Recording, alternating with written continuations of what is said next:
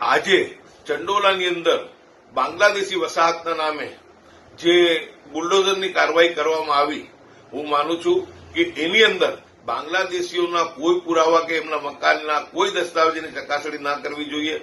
તાત્કાલિક એમની પર ડિમોલેશન કરવું જોઈએ અને એ મકાનો નેસ્ત નાબૂદ કરવા જોઈએ.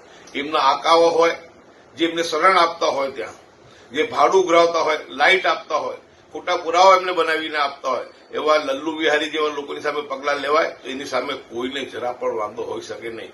એક ભારતીય તરીકે હું એ કહેવા માંગુ છું કે જયારે ક્રાઇમ બ્રાન્ચે 600 લોકોને ભારતીય નાગરિકતા સાબિત થયા પછી મુક્ત કર્યા, ત્યારે એમના મકાનો તોડવાની ક્યાં જરૂર હતી? એમના મકાનો કોઈપણ રીતે સુપ્રીમ કોર્ટની ગાઈડલાઈન મુજબ, જે અમદાવાદ મ્યુનિસિપલ કોર્પોરેશનની ગાઈડલાઈન છે તે મુજબ 2010ના જેમની પાસે પુરાવા હોય એમને વૈકલ્પિક વ્યવસ્થા આપ્યા પછી જ એમના મકાનો તોડી શકતા હતા હોય છે અને તોડવામાં આવ્યા પણ છે.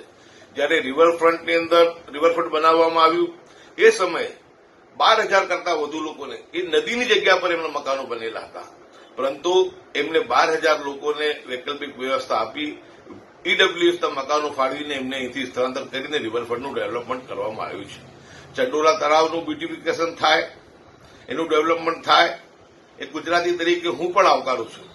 પરંતુ મારી એટલી જ એક વાત છે કે ત્યાં રહેનારા લોકો કે જેમની પાસે ભારતીય લોકો કે જેમની પાસે 2010ના પુરાવા છે અને 2010 પહેલાથી ત્યાં રહેતા હતા, એ પ્રમાણે સુપ્રીમ કોર્ટ અને અમદાવાદ મ્યુનિસિપલ કોર્પોરેશનની ગાઈડલાઈન મુજબ જે પ્રમાણે આપણે રિવરફ્રન્ટના વિસ્થાપિતોને મકાન આપ્યા એ પ્રમાણે એમને મકાનો આપવાની હું માંગણી કરું છું.